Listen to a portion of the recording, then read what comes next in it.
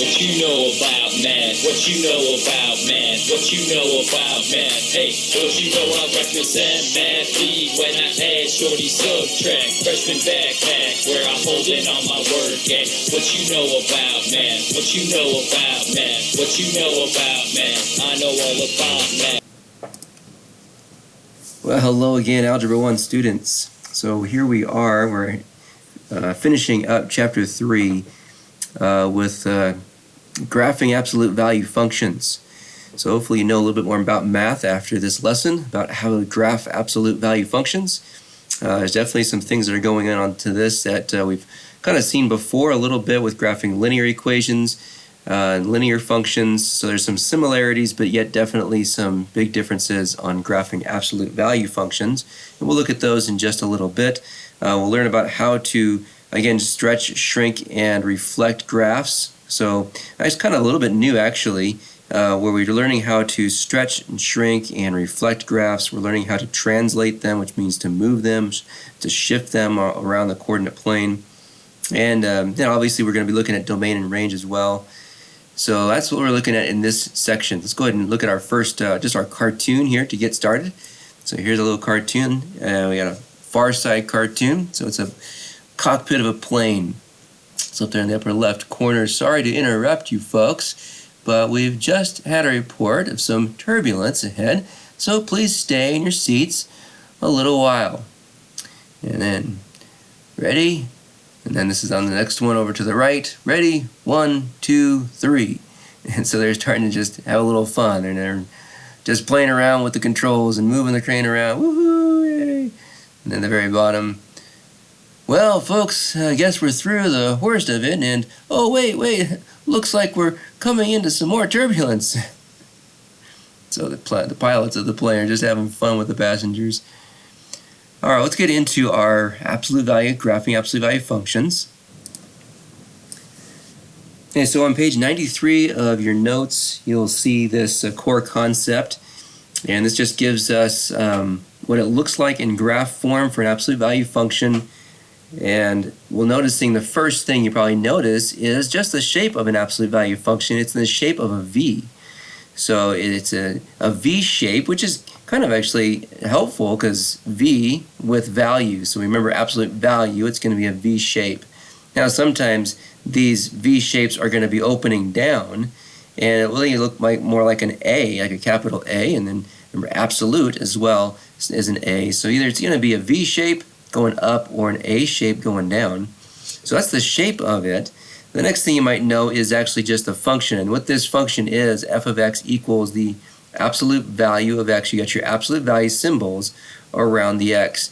So when we were doing linear functions, it was just very simple. Here was the function like y equals x. That was the most basic linear function. It was just a line that goes right through the origin. And the slope is just up one, right one, up one, right one every time, slope of 1. So it's basically like this line right here, or this arrow, this ray, right here, but going both directions. That would be this graph, y equals x. But now we see f of x equals the absolute value of x. So our absolute value signs are around this x.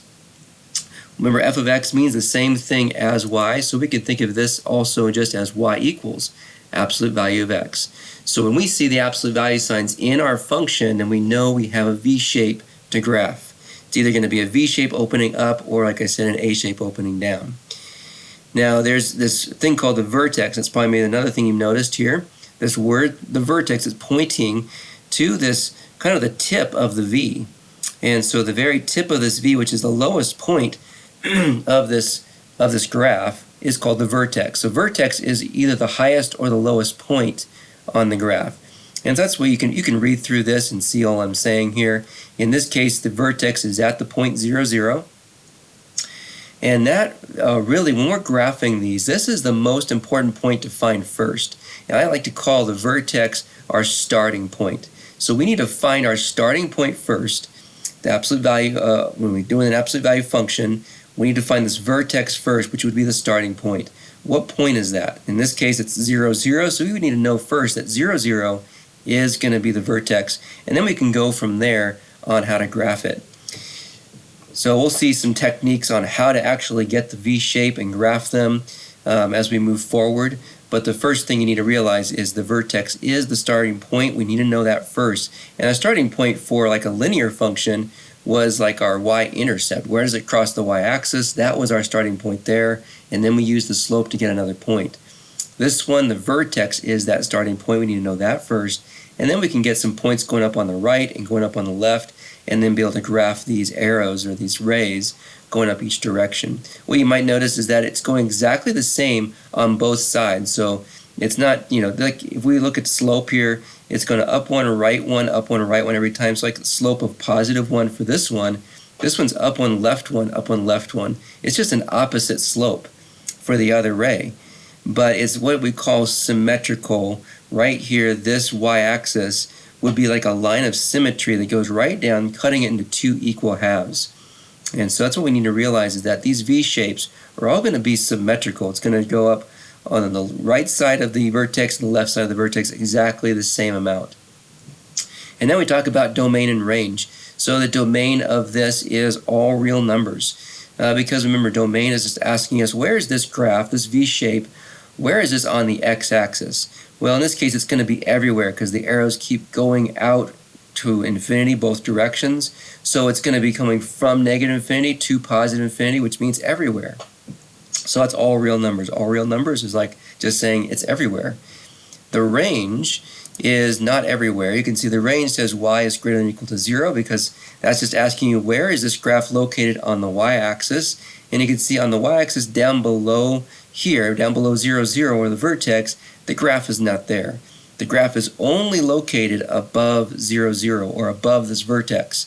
So 0 for the y, and then it's above, greater than. So y is greater than or equal to 0. That's why we say that. So really your range here is going to be dependent on where this vertex is located. If it's opening up, it's going to be greater than that number. If it's going to open down, it's going to be less than that number. The domain for every single one of these should always be the same thing. It's always going to be all real numbers. As long as it's opening this way or down, opening up or down, it's going to be everywhere on the x-axis. So that's pretty easy to remember. Just domain's always the all real numbers, but the range is going to be an inequality with y is either greater than or less than, and it's where that vertex number is. Where is the vertex number on the y-axis? All right, let's move forward, looking at some more. Okay, on that same page, just a little bit lower on page 93, you see this core concept, which is talking about vertex form of just the function. So an absolute value function in vertex form. This is pretty much like the graphable form. For instance, when we were doing linear functions, we talked a lot about y equals mx plus b. That was the graphable form. The slope-intercept form was like the graphable form, the easiest form to graph from. So this vertex form, when it's in this form here, this is going to be the easiest form to graph from for our absolute value functions to get those v shapes or a shapes if they're going down. So you notice what we notice here is that g of x, it doesn't matter what that says. It could say f of x, g of x, h of x. It doesn't make any difference. The x here is always going to be because we have an x in here, so that's why there's an x here. But really the point you want to really focus is over here, where the function is, where the absolute value signs are. Notice you have a couple letters here. We obviously have x in there. That's x is just always going to be x. This is like our y. But the numbers to really focus on here is a, h, and k. Those three, I should say letters, those three letters are the ones to really focus on because each of those letters, the a, the h, and the k, means something for us to help us graph these absolute value functions. It also helps us be able to compare one function to another function as well, to be able to describe some differences, and we call those transformations when we're describing differences. So the first thing is the vertex form is because we can identify from this form the vertex. Just like slope-intercept, we can identify our starting point, which would be the y-intercept on a linear function. The vertex form, we can identify our starting point from the vertex here, h and k. So the h number and the k number is that vertex that we're looking for. So when it was just a very simple absolute value of just x, right, that was our parent function, we call that. The most basic function is the parent function. And so we saw that on the last one. Absolute value of x was that. And there was no h, there was no k in that function, so that's why it's just 0, 0 when they're not even there. If you don't see an h or if you don't see a k, your vertex is at 0, 0. But if we do have like x minus a number or x plus a number, that number here is h. That's going to be your x-coordinate for the vertex. If it might say the absolute value plus or minus a number back here, that's going to be your k. That's going to be the y-coordinate of the vertex. Okay, so that's the first thing to notice from our vertex form, is we can identify that starting point. And then each of these numbers, or each of these letters, there will be numbers though, actually in a regular equation, but each of these letters, A, H, and K, means something. Let's start with A and understand what that means. So when that number here, an A letter is a negative number, when A is equal to a negative number, it could be like -1, -2, -3. If it was -1, it would just have a negative sign there. It wouldn't show the 1. But if it's a negative number, what that's going to do to the graph is it's going to reflect it in the x-axis, which means it's going to flip it upside down. It's now going to flip it upside down. It's going to be opening down. That's what's going to happen. So when we see a negative in front of our absolute value sign where the A is, that means it's going to reflect in the x-axis. It's going to open down. It's going to be more of an A shape instead of a V shape. Now, there's still more to know about this A. Well, if it's negative, what about when it's just the number itself? So that's about the sign of the number. What about the number itself? Well, when A is actually greater than 1, because right now, if it wasn't showing up, it would just be 1, and it's like the normal parent function, the most basic one, which means it's going to have a slope. Basically, it tells you what the slope is based off this A number. Slope would be 1 if it's just a regular parent function like we saw in the last one. But if it's a different number, if it's greater than 1, it means like the slope is going to be greater than 1. It might be 2, so you can go up 2, over 1, up and so on. So if it's going to be greater than 1, what that's going to do is it's going to stretch the graph, kind of like you're stretching your arms up in the air yawning. And so it means it's getting thinner. The V shape is getting thinner, narrower, you can also say. Now if that number is between 0 and 1, that's our other option, because we have negative here. When it's negative, it's just going to reflect. When it's greater than 1, it's going to stretch. When it's between 0 and 1, which means it's like a fraction, like a 1/2, a 2/3, or something like that, or maybe a 0.5 or something, that's a decimal, that's between 0 and 1, it's going to do the opposite. In stretching, it's going to shrink. And shrink means it's going to get wider, the flatter, or you could say wider here. So that graph is going to get a wider V or a flatter V. That's what's going to happen to the graph. So that's for A. For the H, what happens with the H, if there's an H number there, if that's a number, what H is going to do is it's going to translate your graph left or right. It's going to move it. Translate means to move or shift. It's going to translate it left or right, change it left or right, kind of move that vertex point left or right. And then the K back here, what K is going to do is it's going to do kind of a similar thing. It's going to translate up or down. So K is going to move it because it's the y-coordinate of the vertex. It's going to move that vertex, which means it's going to move the whole graph up or down. So you might have, if you have both of these, you're going to be moving left or right, and then you're going to move up or down.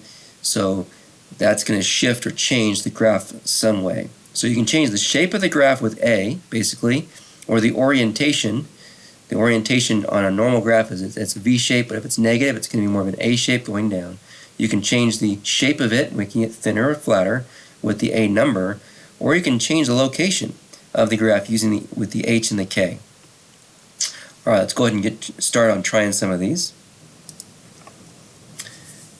Okay, so you don't need to write these down. Let's go ahead and just watch these two, and then we'll do a couple on our extra practice. But you see A and B both here. When we're graphing these, we can see, okay, absolute value of x, so it's an absolute value function. It's going to be that V shape, but it has a +3 back here. That +3 is a K number. So that K, remember, like I said on the last one, is going to move it up or down. Make sure you do write this down back here. So don't forget to write this down. If you didn't do it, go ahead and pause the video and then just copy that down underneath this core concept. And then, so we know K number is going to go up or down. It's going to see +3, so it's going to go up 3. So when I go ahead and try to do this one, what we could do is we could start by making a table of values. We've seen those before. We can just figure out a table of values. We know our vertex. our vertex is h comma k. Well, there is no h, so h is 0, and the k would be 3. So 0, 3 is our vertex, so that's why we want to, in the middle of our little table of values here, we're going to put the vertex point, and then from there we can put like 2 points this way and 2 points that way, 2 numbers each way, and then go ahead and plug those in. Like absolute value of 1 is 1 plus 3, so you get a 4 for your y. You can plug in 2, absolute value of 2 is 2, plus 3 is 5, and so on. And you can do the same thing. Absolute value of negative 1 is going to be positive 1, so you still get a 4. Absolute value of negative 2 is going to be positive 2, so you still get a 5. Notice that you're doing the same thing when you go to the right or the left of your vertex. You're getting the same numbers, right and left, for the y. Okay, so now as we go and plot these numbers here, first we start with our parent function. That's the most basic one. That's the one we saw at the very beginning of that first core concept. Starting at 0, 0, up 1, right 1, up 1, left 1, and a v going that way. And then if we plot these points here, it makes this kind of V shape, and then you can see there it is. So there's graphing it. It does say to describe the domain and range. Remember, the domain is all real numbers going left and right. But the range for this blue one, or the range for this one was at 0. This is now at 3, so it's going to be greater than 3. Y is greater than or equal to 3 for that range. You can see that's what it's saying here. Domain, all real numbers, range, y is greater than or equal to 3 for this blue one. Now it can talk about the, comparing the graph here. If we compare the graph, it does say this: the graph of G is a vertical translation 3 units up. So translation 3 units up, that's the main thing that you want to say. Vertical translation, it moved it 3 units up. That's just a, when it's asking you to compare the graph, they just want you to do this little description here. If we try this one, it's got an H number. So our vertex for this one, you can see, is going to be, it's not actually going to be 2. I should say it's not going to be negative 2. It looks like it's negative 2 here. It's really the opposite of what we think when it's on the inside. So H, you got to remember, is always the opposite of this, but K is the same. So if we remember going back over here, when we're looking at this, it's always going to be the opposite. So when we plug out H, remember H is H, but it's in minus H, X minus H. So it's the opposite of here for the H, but the same as K. And so when we come back to this one, we're looking at the H and the K here. So H is actually 2, and then K is not there, so K is 0. So there's our 2, 0 for our vertex right in the middle, and then you do a couple points this way, a couple numbers that way, and you can go and plug those in. Like we do 3, 3 minus 2, that's going to be 1. Absolute value of 1 is 1. If we do it the other way with 1 here, 1 minus 2 is negative 1. Absolute value of negative 1 is still 1. So you're getting the same thing on the y each way. As you go the same amount, we went 1 this way and 1 that way, we're going to get the same numbers out. And so we plot those. There's our, again, our black one is going to be just the normal parent function, and then plotting these blue points right here, there's our new function. It just moved, it shifted 2 units to the right. And that's the description of the comparison, that it moved, translated 2 units to the right. The domain's still going to be all real numbers, but the range is still going to be the same as this one because it didn't move from 0. So it's still going to be at 0. So y is still 0. It's greater than or equal to 0, just like the parent one was as well. Alright, so let's come to our extra practice. We're going to try a couple of these that are just like these. Okay, so here we are, extra practice. We're actually going to do 3 and 4 first, because those are like the ones we were just looking at. So it's on page 94 at the bottom. So the bottom two, page 3 and 4. So we're noticing a p of x. Again, that doesn't make any difference of what that says. It still means the same thing as y. Y equals this absolute value of x minus 3. First thing we need to do is identify the starting point. What is the vertex of this function?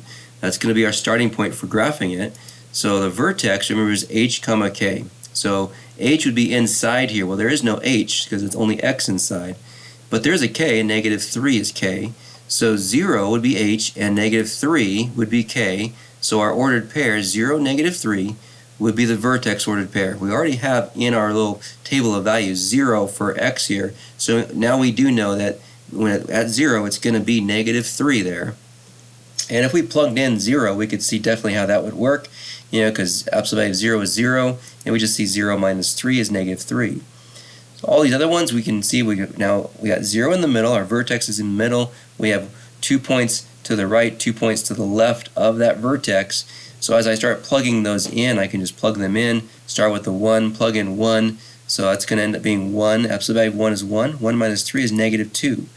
And we're going to see when we plug in negative 1, absolute value of negative 1 is the same thing as 1 minus 3, so it's negative 2 there as well.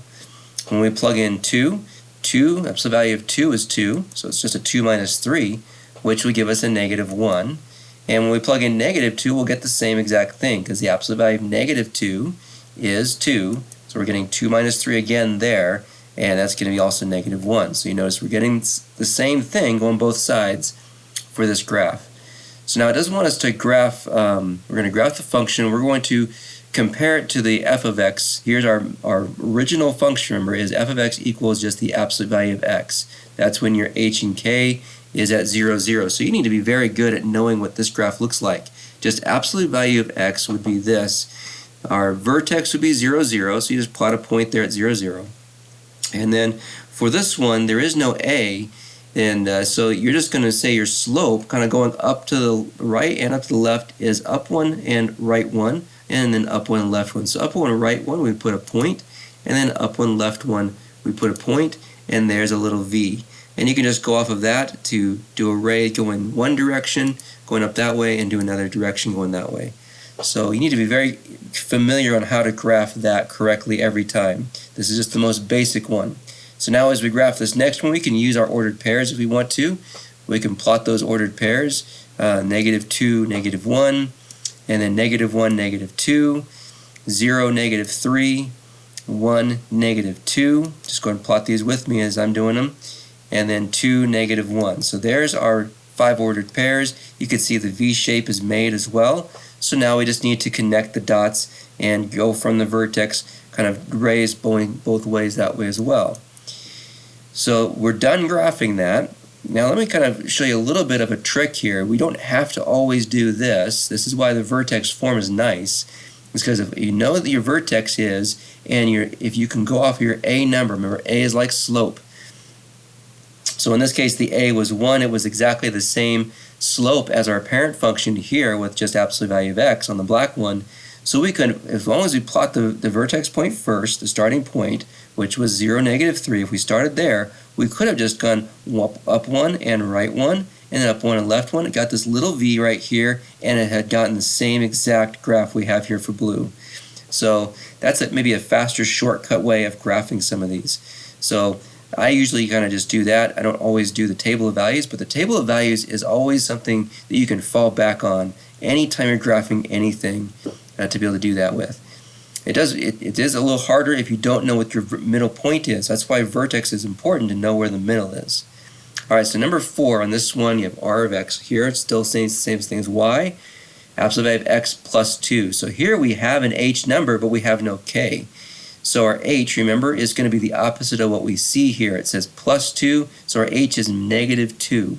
So our vertex to find the, oh sorry, I didn't finish number 3 yet, because we still need to compare the graph and then domain and range. So comparing the graph is just that it moved down 3 units. Translate down 3 units. That's all that you can say for the comparison. That's just what it did. When it says compare the graph to this one, just what did it do from here? How is it different? Well, it translated down. You want to use the word translate. That's the word that we will typically see and use. Domain for this one is all real numbers, as we know. It's always going to be that. The range, however, is now from this number, negative 3. It's still greater than or equal to. It's just now from negative 3. Y is greater than or equal to negative 3. So there's our range. Alright, so now coming over here, our vertex. For this one, we says negative 2 for h, but 0 for y. So negative 2, 0. And again, negative 2 is the one in the middle. So we know 0 is going to go there. If we plugged 0 in, 0 just right in there, you can see if you plug negative 2 in, if we plug negative 2 in, negative 2 plus 2 is going to give us an absolute value of 0, which is 0. We can find all the rest of these. We can go, one direction over your negative 1, plug in negative 1, and we would get the absolute value of negative 1 plus 2, which would be the absolute value of positive 1, which is 1. We can come to negative 3 and see the absolute value of negative 3 plus 2. And that'll be absolute value of negative 1, which is still going to be positive 1. So we're going to get the same numbers here each direction. Plug in 0, we're going to end up getting 2, absolute value of 2 is 2, and plug in -4, that's going to give us the absolute value of -2, which is still going to be 2. So there's your ordered pairs right there. We can just plot those. That's one way to be able to graph this blue one. Let's graph the black one again, just like we did. Do the same exact thing. Let's go ahead and put our, this is what we want to get good at for this. Put our vertex is 0, 0 for the original. This is our original, this is our new one. So the black one's the original. And then we're just going to say, okay, it's going to go up 1, right 1, and then up 1, left 1 for points. Up 1, right 1, and up 1, left 1. And then you can just go from that vertex to draw your V. So that's our original. And now the new one here, which we'll do in blue, we can plot all these points. So we can start with -4, 2, and then -3, 1, and -2, 0, and then -1, 1, what's already there from the black one, and then 0, 2 is the next one. So there's our new V right there. So we can just connect the dots for that V shape, and that gives us our graph. Now if I again wanted to graph this without the chart, without this table here, I would have known, okay, my vertex is -2, 0, would have put that point here, and I would have known my A number. Since there is no A number, A would still be 1. It's like the slope of 1 going up and up to the left and right. So up 1, right 1 from there, and up 1, left 1 would give me these three little points here, the shape of a V, and I could have got the same thing that way. That is the shortcut kind of way of just using the vertex form to graph it. All right, let's move on to our next one. Oops, before we move on, I forgot I need to remember to put down the translation, domain, and range. The translation here, it just shifted left 2 units. So we want to say translate left 2 units, and domain is all real numbers. The range still at 0 here on the x-axis, y is still 0, still opening up, greater than or equal to 0, just like it was with the parent function. All right, now let's move on to the next one. And before we get there, let's do a little joke of the day. So what do you call a pig that does karate? A pig that does karate. A pork chop. Pork chop. Hiya. All right. Okay, let me remind you, we're going to look at the A number now. So we've already kind of dealt with graphs with H and K. We're going to look at this A number now. And so we need to remember that when it's negative, it's going to flip upside down. It's going to open down and reflect in the x-axis. When it's greater than 1, it's going to get thinner. And when it's less than 1, it's going to shrink and get flatter or wider. So that's what we need to remember as we go into the next two. So let's go ahead and take a look at those next two here. So here's this one. It's got 2 for an A number. There is no H and K, so we still want to recognize our vertex is 0, 0 for this one. There's no H and K, but it's 2, so it's going to get narrower or thinner on this one. So we can still do the same thing and do the table of values. There's 0, 0 right in the middle, and 1, 2 this way, 1, 2 that way. Plug those in and figure this out with the points, just like we did before. And we can still graph our parent function. There's our original. And now the new one, using all these points right here, we can graph that, and we get this blue one here. Now the thing you can notice though is if I wanted to just go off of my vertex, which was 0, 0, and then my slope is 2. 2 is the slope. Well, I want to make that a fraction, 2 over 1. So that means I'm going to go rise 2 and run 1 to the right. I'm going to rise 2 and run 1 to the left. So there's my 3 little points for the V. I could have got those 3 points right there and just drawn my arrows going up one way, up the other way. And as far as the comparison, we're going to say this one's stretched. You can see how it's like yawning, it's stretching. So it's going to stretch by a factor of 2. That's what it's stretching by. So that's what it's going to say here. It's going to have stretch by a factor of 2. The domain is still all real numbers, and the range is still the same as the parent function, y is greater than or equal to 0. And then we see if we looked at this one here, which I don't really see of space for this one, but if we did this one here, the -1/2, it's going to flip upside down. I have to make this bigger here. Let's see if I can make it bigger. Let's go up. Yeah. And I can show it to you. So the -1/2 is our A number. So here it is. So vertex would be 0, 0 again. but now you plug those in with the negative 1/2, you're getting some fractions. So there's our parent function right there, and then these are the numbers here. We're getting it to be wider. Notice it's wider here, and so it's wider going down. It's opening down because of the negative. And if we were to just try to do the same thing with the slope, slope is 1/2, so we know it's opening down because it's negative, and so we'd rise 1 and run 2 on this one. So we'd rise 1, or go down 1 I should say, go down 1 and then 2 to the left, and go down 1, 2 to the right. We would get these points, not those ones. We get these points, which would still give us the correct V shape. Okay, and this one, the domain's still the same. The range is actually going to be less than on this one. As you can see, it's less than or equal to 0. It's still 0, but less than. And it's going to be saying as a shrink. So it's a shrink by a factor of 1/2. It's going to also say reflection in here as well. So it's a vertical shrink by a factor, and it's a reflection in the x-axis. So a couple things it's saying, because it had the negative and it had another number other than 1 for A. So that's why you're just describing what's different. What's different is that it reflected and it also shrank or got wider, something like that. All right, let's move on to our last couple problems. Okay, so we're at the top of page 94 looking at 1 and 2 now. And so in 1 and 2 we have the A numbers here. There's no H and K, as you can see on this one. So that means we know our vertex would be the same as this parent function that's here, the absolute value of just x. It's 0, 0. So our vertex we know is 0, 0. 0 is right there in the middle, so we know 0 is going to go for that one. And we can just see that that would work out. If you plug in 0, 1/2 times the absolute value of 0 is like 1/2 times 0. And so it's still going to be 0. We can also come up with the rest of these. You can go ahead and just go ahead and pause the video and fill in the rest of this chart at this point, and then play it again. Okay, so hopefully you filled in the rest of this chart, and so I'm just going to quickly go through that. So for this one, it's 2, 1, and then you're going to get the same thing over here, 1/2 times 2 again. It's also 1, so you should get 1s for these numbers here, for the negative 2 and 2.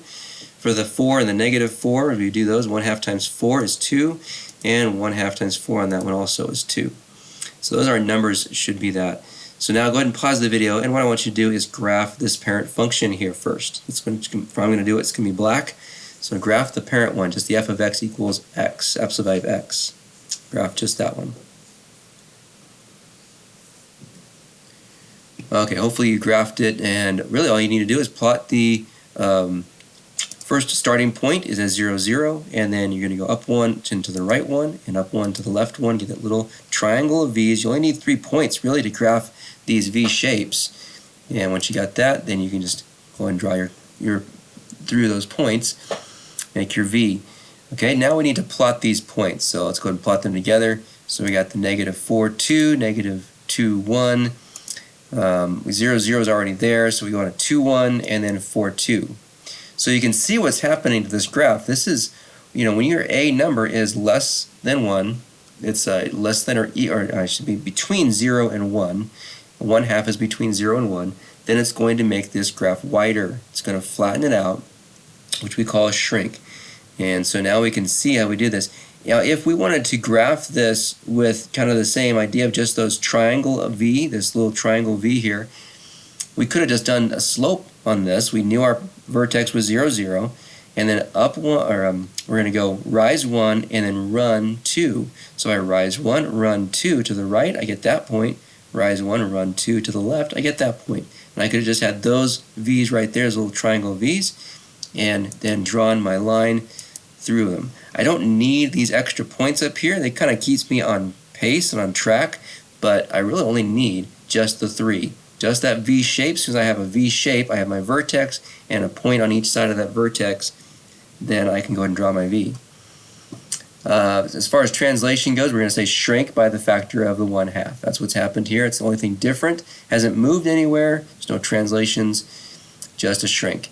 And then as far as the domain, it's still all real numbers. Again, that's going to be the same every single time. And even the range is the same as before. It's y is greater than or equal to 0, because we're still opening up and the vertex is still at 0.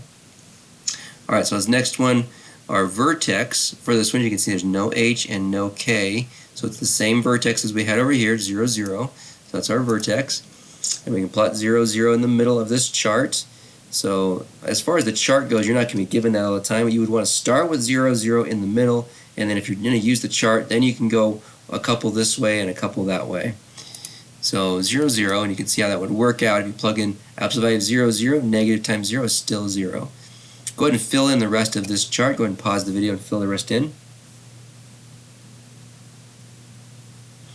Alright, so you should end up with these numbers. For 1, it's -1. For -1, it's also -1. For 2, it's going to be -2. And for -2, it's also -2. So you're just basically getting the absolute value of those numbers and then just making that negative. Go ahead and now plot the same thing. Do this graph again. Go ahead and pause the video. Do the black one, the original. Let's go ahead and draw that on this coordinate plane. Do the parent function, we call it. The most basic one, absolute value of x. Go ahead and pause the video and do that. Alright, so you should have the triangle of V's starting with the starting point at the origin, that's our vertex, and then up one, right one, up one, left one, and then there's your V shape. And then for these points, you can plot them all there. If we wanted to do this one without plotting these points, we would plot our vertex, and then for this one we can see it's just going to open down. So it's a -1, so our slope is still 1. It's just going down instead of up. So we go down 1 to the right one, down 1 to the left one, and that would be our V's, and that was what we could follow as the pattern to draw that. So as we see, here's our numbers from our points, but there's the 2 that we could have got as well, just using that slope. And drawing that, there it is. And as far as translation, we're just going to say it's a reflection in the x-axis. It flipped over the x-axis. That's called a reflection. Reflection in the x-axis. So you need to get familiar with these words. Reflection, stretch, shrink on this. We're not going to deal with those words too much more, but when we get to Algebra 2, we deal with those words all throughout Algebra 2. Those are going to come back to haunt you in Algebra 2. And then domain is all real numbers again. The range, this one's going to open down, so it's less than the 0. Still 0, just less than 0. Y is less than or equal to 0.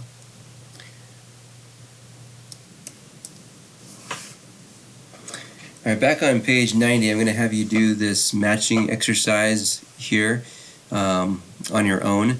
So it's going to just kind of test to see if you understood really just the A, H, and the K, because you have some problems up here. All these are the functions, and some of them have A's. They have maybe sometimes like a negative in front there. Sometimes they don't have an A, or sometimes they have an A over a number. Sometimes they have H's, sometimes they don't have K's, sometimes they do have K's. So sometimes they might have both. So you're just going to match these up with the graphs down below here. So let's go ahead and I'll start you off with the first one. Letter A here says g of x equal to negative, and an absolute value of x minus 2. So for that one, we know it's opening down. So some of these are opening down. As you can see, E is opening down, so is B, so is D. But so it's one of those three, it's opening down. That's because of the negative. We know it's a reflection opening down. It's going to look more like an A shape. But the vertex, we can see, is going to be opposite of H here, would be 2 and 0. So the vertex is actually 2, 0 for this one. So we're looking for one of these are opening down where the vertex is at 2, 0. And so you can see on this one is not at 2, 0. That's up there in the second quadrant. Here's one right there. There's 2, 0. So 2 for x, 0 for y, and it's opening down. That looks like the one. So I would say D is going to be matching up with this A function here for that one. So go ahead and pause the video and then do the rest of these. Do the other 5 and then play it to just check your answers. And then we'll be done. Okay, so hopefully you paused the video, you got all your answers here for the other 5. So letter B for this one, it's opening up, and vertex for this one is going to be 2, 2. So we're looking for one of the ones that opens up there. So A, C, and F are opening up. But 2, 2 is going to be C right here. So there's 2 and then 2. There's your vertex right there. So that's going to be C. This one's opening down, and our vertex is -2, -2. So back to the ones opening down. We've already used that one. So here's one, and then E is also one. But the one's -2, -2 is E. So E has got to be this next one for C. D, it's opening up. Vertex would be at positive 2. Remember, it's opposite here, but the same as here. So H is opposite. So 2, and then negative 2. 2, negative 2 opening up. So right here, 2, so it's not, we've already used C, but it's not this one. So it's got to be over here, 2 and negative 2. There it is, F. So D is matching up with F. This one here is got an A number of 2, so it's going to be opening up, and it's going to be narrower. It's got a vertex of 2, 0. That's this definitely an A here. You can see how this one's a little bit narrower than these guys. So that's A for sure. And even by process of elimination, we know this one's got to be B. Let's just go ahead and check. It's opening down. Yes, that's opening down. Negative 2 and 2. Negative 2, 2 would be our vertex. Negative 2, 2 is that point for the vertex. That is correct. So that's what those should be. Hopefully you got those correct. And now you're able to go on to your assignment for the absolute value functions. All right, so that concludes our work on Chapter 3, and I'll see you when we get to Chapter 4.